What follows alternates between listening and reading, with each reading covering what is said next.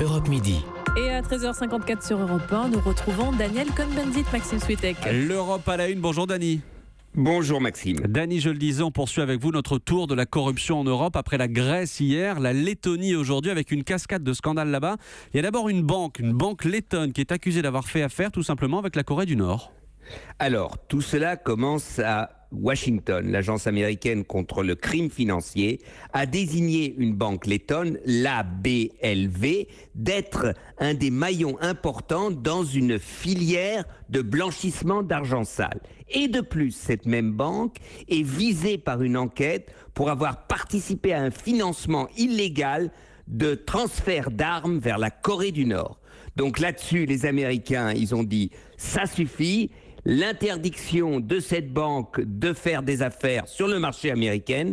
La filiale américaine est fermée. Les cartes de crédit émises par cette filiale ne sont plus valables. Donc, en 24 heures, à Riga, capitale de la Lettonie, eh bien, cette banque est dévastée et 600 millions sont partis. Et là-dessus, elle demande l'aide de la Banque centrale lettonne. Mais là, Monsieur Draghi ou la Banque centrale européenne dit ça suffit et interdit toute transaction financière à cette banque.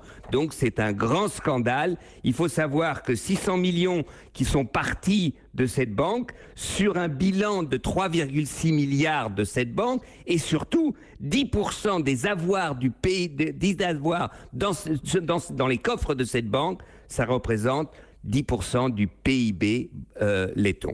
Dany, ça c'est le premier scandale. Le deuxième, il concerne directement le directeur de la Banque centrale lettonne. Oui, alors celui-ci a été arrêté la semaine dernière, interrogé donc pour corruption et surtout que cette corruption serait organisée ou dirigée ou menée, on ne sait pas trop bien, par la Russie. Donc ce directeur aujourd'hui a été démis de ses fonctions par la Banque centrale européenne. Donc vous avez deux grands scandales en Lettonie qui sont parallèles. Est-ce qu'ils sont impliqués? On ne le sait pas encore, mais en tout cas, ça branle dans le manche, comme on dit, en Lettonie. Dany, que ce soit en Lettonie, que ce soit en Grèce dont on parlait hier, qu'est-ce qu'ils disent ces scandales de la corruption en Europe? Ils disent deux choses. D'abord que la lutte contre la corruption peut être efficace, qu'il y a des dénonciations, donc ça c'est bien.